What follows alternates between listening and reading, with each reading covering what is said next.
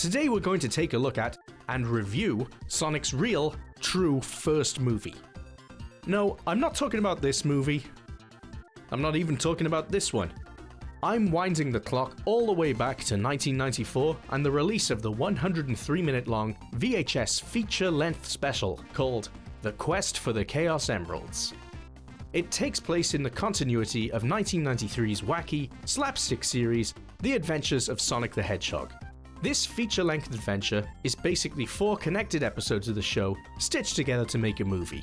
But before you say, "But that's not a movie," if we're counting the 55-minute Sonic the Hedgehog the movie, 2 Japanese OVAs stuck together and branded as a really short movie in the West, or say, the Futurama movies, literally each comprising of 4 episodes stuck together, then I'm going to count The Quest for the Chaos Emeralds as a movie too, albeit a straight-to-video one of questionable quality. So before we begin the review, let's remind ourselves what Adventures of Sonic the Hedgehog was, or give you a summary if you're unfamiliar. Basically, it was a very silly, occasionally gross, ugly-looking slapstick comedy series with very little connection to the games at the time, aside from the inclusion of Sonic, Tails, Robotnik, and a handful of badniks. If you've never seen the show, here's a little heads up. This movie is gonna be fucking weird. But will it be any good? I haven't watched this since I was a child, and honestly, I remember mostly hating the show back then. I felt it didn't represent what I loved about the game universe at all, but I still watched it and made do because it's all we had back then, TV show-wise. As for this movie, Quest for the Chaos Emeralds, as much as I dislike the show, I do remember this being much better than your average episode of it. In fact, if my memory serves me correctly, this is peak Adventures of Sonic the Hedgehog. Not that that's saying much at all. This was as good as it ever got, and was far less weird than your average episode. Anyway, let's go through the whole thing together, and let's see if it holds up to the incredibly low bar I just set for it. And spoilers, obviously, but I can't imagine anyone in the world would possibly care. The movie begins with Dr. Robotnik forcing a scientist dog, Dr. K-Einstein, to build him a time machine. Upon its completion, his 2 henchmen from the show, 2 badniks named Scratch and Grounder, come barging into the room and almost immediately bollocks everything up. They somehow mistake the time machine for a vacuum cleaner and immediately fuck off to some random point in the past. Thankfully, they make it back, and the only consequence is that some pilgrims have tried to eat Scratch. After this nonsense, Robotnik then reveals his latest scheme: to travel through time and acquire 4 Chaos Emeralds. Wait, 4? Anyway, in this continuity they each have their own power too. Invisibility, Invulnerability, Immortality, and the power of life itself. Basically meaning Robotnik can bring anything to life. His ultimate goal is to become the Supreme High Robotnik. Basically God. Anyway, the 3 of them bugger off on the time machine in search of the first emerald. We then cut to Sonic, who is lounging on a beach. Wait, we've seen that before. Adventures of Sonic the Hedgehog beat you to it, OVA. Anyway, Tails wants to go for a swim with Sonic, but he can't be arsed and politely refuses. However, Sonic then notices a female hedgehog on her way to the ocean, and he becomes aroused, so decides he will go for a swim after all, although it is merely to pursue the babe. Unfortunately for Sonic, this is when Cockblock the dog shows up and reveals to Sonic what Robotnik is up to. After explaining the plot, he gives Sonic some time-traveling sneakers, or trainers to us in the UK, and urges him to go after Robotnik. Sonic is reluctant, but fortunately for the sake of all of Planet Mobius, in the time it has taken for the dog to explain the plot, the female hedgehog Sonic had his eye on has hooked up with some big grey hunk hedgehog instead. So with that off the table, Sonic decides to go back in time and save the world instead. Off they go. Meanwhile, Robotnik has arrived at the first point in history where the Emerald of Invisibility is located. He appears on a pirate ship occupied by a single human pirate called Blackbeard, who is manning the large vessel entirely by himself. Anyone who's played Sea of Thieves will know what an achievement that this is for a vessel of this size. Anyway, Blackbeard makes it clear that he has no interest in helping Robotnik find the emerald, and instead attacks him. So Robotnik blasts him with a robot transmogrifier ray and turns him into a robot. The now obedient pirate robot, Blackbot, reveals the location of the emerald on a treasure map, and they begin their voyage to get it. But it isn't long before Sonic and Tails show up and attempt to foil their plan. After some daft fight scenes, Sonic and Tails end up in the ocean, where a whale, turned into a robot by Robotnik, swallows them whole. Fortunately for Sonic, he knows how to drive a robot whale, and after swapping around some random circuit boards, they're on their way to the same island as Robotnik. So, Robotnik and co arrive and immediately seek out the treasure, but it isn't long before Sonic and Tails show up in their whale and catch up to them. Realizing that Scratch and Grounder are about to dig up the Emerald treasure, Sonic tunnels under the ground to beat them to it. He finds the treasure chest first and decides to set up what he calls a decoy for Robotnik instead. And, well, just look at this. Oh, I've done it! The first Chaos Emerald is mine! Ah! I'm invisible! I don't know how to break this to you, Dr. Robotnik, but you're definitely not invisible. What? Ah!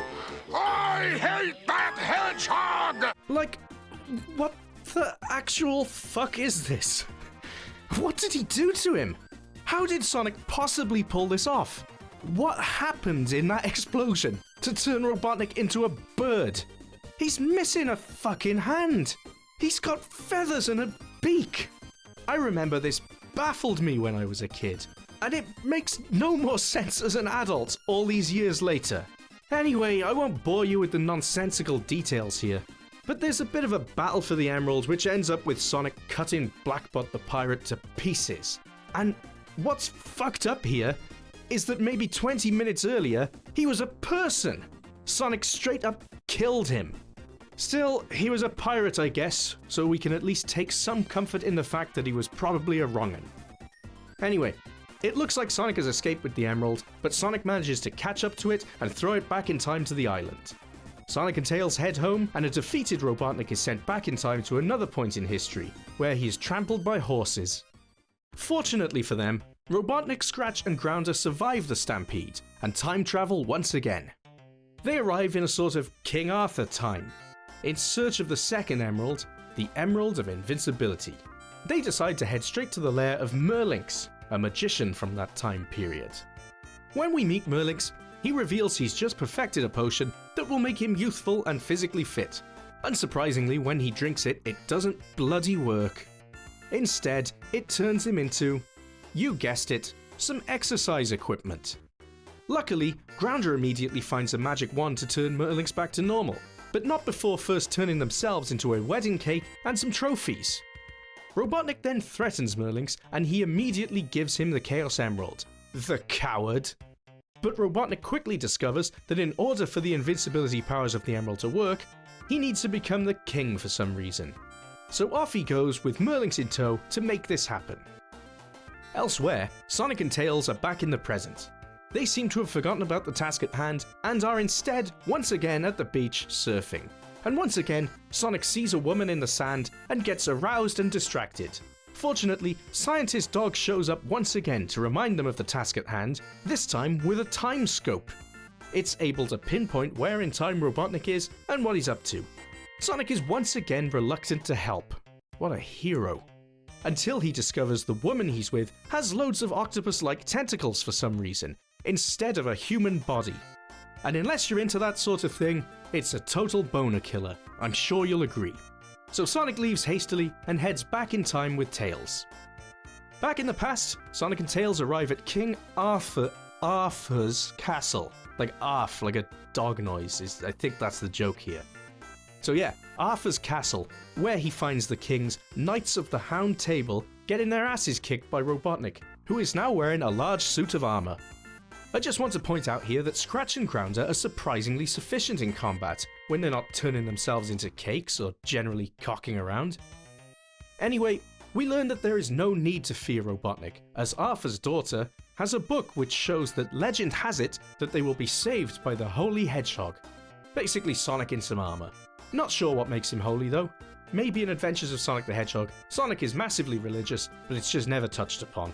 So, cue some bizarre slapstick fight with Sonic, Tails, Scratch and Grounder again. Fortunately for Sonic and Tails, any efficiency Scratch and Grounder previously demonstrated has now gone out the window, and they make a series of bafflingly stupid decisions. But Robotnik has a secret weapon, Merlinx, who turns Sonic's shoes into stone, rendering him unable to move. With Sonic unable to stop him, Robotnik takes the king's crown and he's king now. That's it. That's all it takes to become king.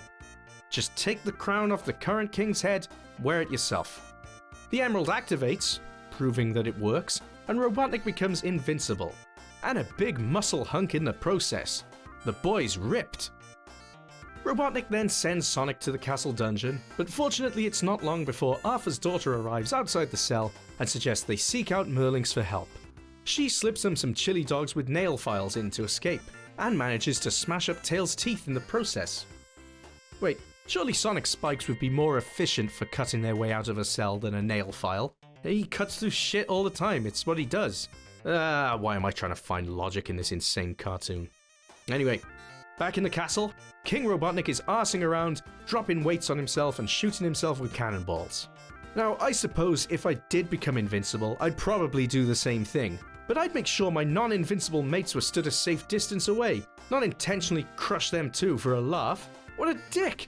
When he tires of this, Robotnik decides to go and gloat at Sonic in the dungeon, and I gotta say, I legitimately love the prance in here. Probably not ideal to try this at home, but the man is invincible after all, so he might as well enjoy it. Anyway, he realizes Sonic and Tails have escaped. We then catch up with Sonic and Tails, who've made their way to Merlings' lair, where he is still trying to give himself youth, strength, and physical fitness. This time the potion turns him into, you guessed it, a big piece of cheese. Sonic sees this and decides to break off a piece and eat it. Do I need to explain why this is fucked up? Like, sure, Sonic pukes it back up immediately, but when Merlings turned back, was he missing some flesh? Some bone? A bit of his brain? If an acquaintance I'd just met turned into a big piece of cheese for a few moments, I can guarantee you that I would not take a bite. But I digress. Merlings turns Sonic's shoes back to normal, and Sonic confidently reveals he has a plan to stop Robotnik. And that plan is as follows.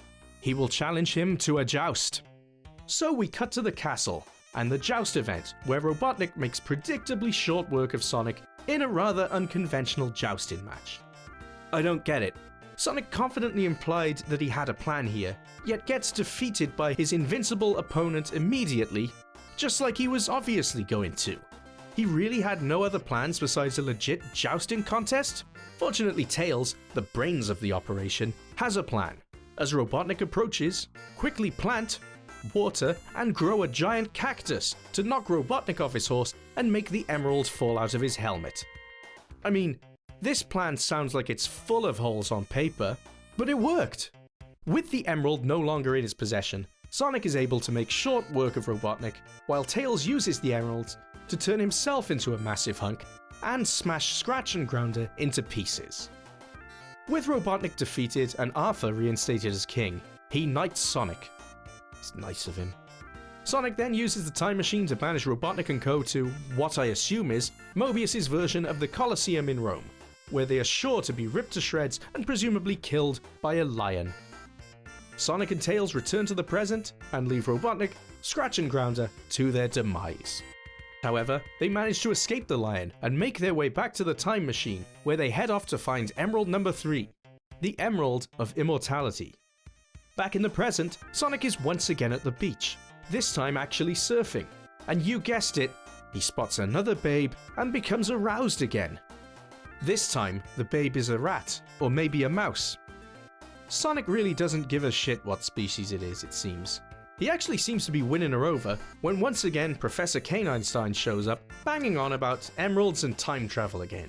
This distracts Sonic from his surfing, which causes him to wipe out and leaves the babe walking away, thoroughly unimpressed. The professor reveals that Sonic's family history is being erased due to Robotnik pissing around with his ancestors in the past, and if Sonic doesn't sort it out, he'll cease to exist. This time, the dog gives him a time-traveling boogie board for some reason, instead of the shoes. Great! Burden him with a large, cumbersome object, rather than just give him the shoes he used before. Anyway, they seem pleased with the board, and Sonic and Tails shoot off in search of Robotnik, again. When we catch up with Robotnik and the gang, they are back in the Mobius version of ancient Egypt, called Ancient Mobigypt, in search of one of Sonic's ancient relatives, Sonic the Hedgehog. According to the history books, which apparently detail the relationships of everyone ever, Today is the day he will meet his partner-to-be, Penelope, and they will eventually have kids together. Robotnik wants to stop this happening, so Scratch and Grounder come up with the plan to dress up as females and have Scratch seduce Sonic instead of Penelope. However, Sonic is not attracted to either robot, so they decide to kidnap him instead, which is exactly when Sonic and Tails arrive. Another ridiculous fight breaks out, which eventually sees Robotnik thrown through a tent of knives, a pile of feces, and then crushed with an obelisk. Now Sonic is free to fall in love, so Sonic and Tails decide to celebrate with some chili dogs. Of course they do. But oh no! While Sonic and Tails are buying chili dogs for Penelope, Sonic, who is behind them in the queue, gets tired of waiting and goes elsewhere for food.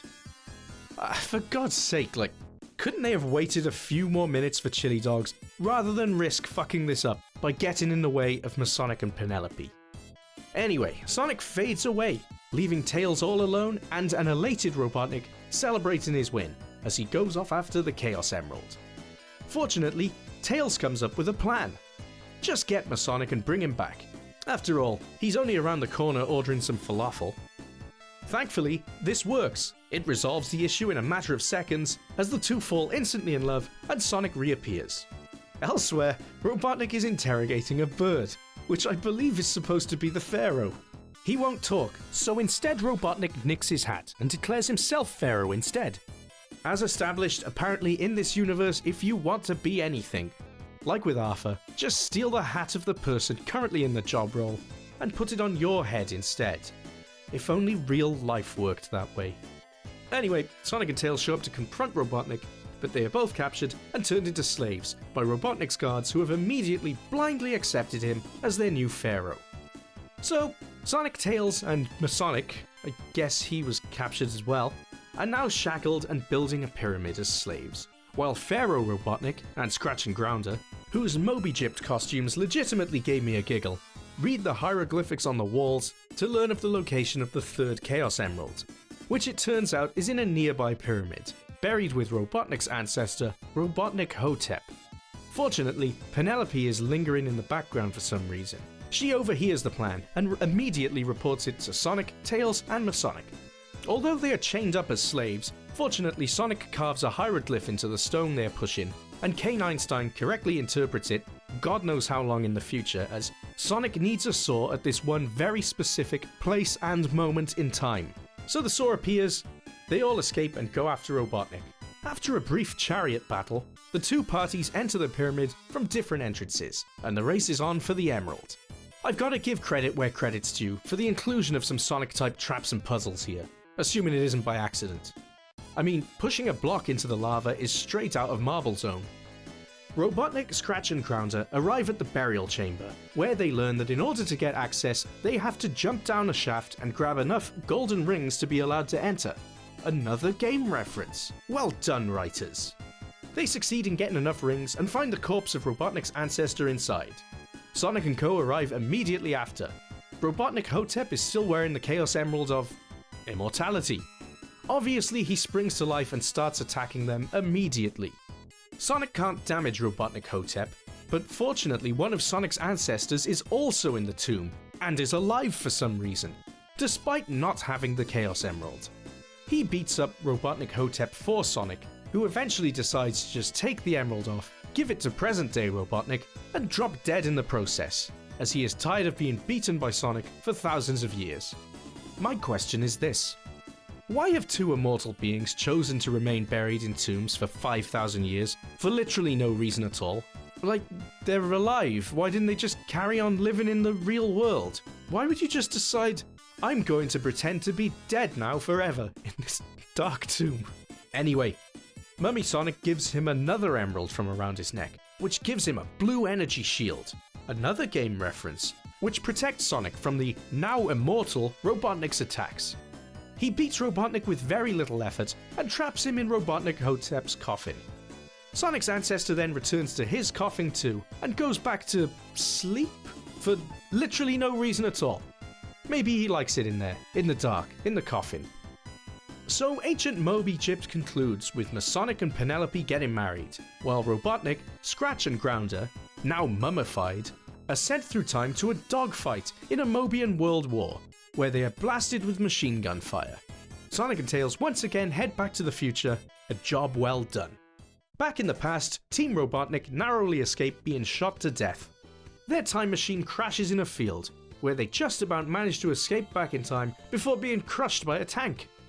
Robotnik then reveals that they are going back in time in pursuit of the Emerald of Life, which can be used to bring anything to life apparently.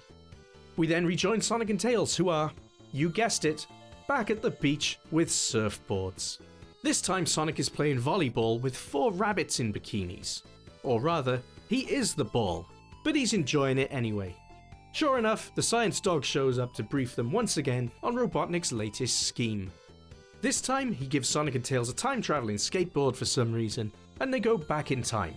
This time the dog doesn't even tell them where they're going or what specifically Robotnik is planning. But they go off somewhere, no questions asked.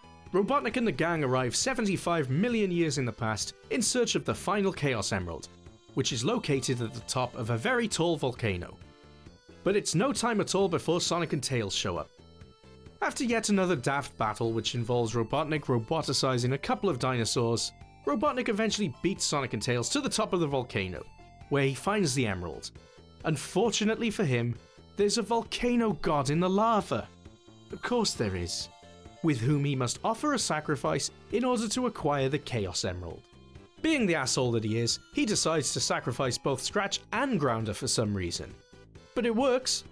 The emerald is released and he immediately uses it to bring the lava to life. Look at this fight scene. Shouldn't Sonic burn to death here? Surely lava monsters are like the same temperature as the lava they just came out of not 3 seconds earlier. Anyway, the monsters toss Sonic, Tails and some nearby cavemen, or cave bears, into the volcano.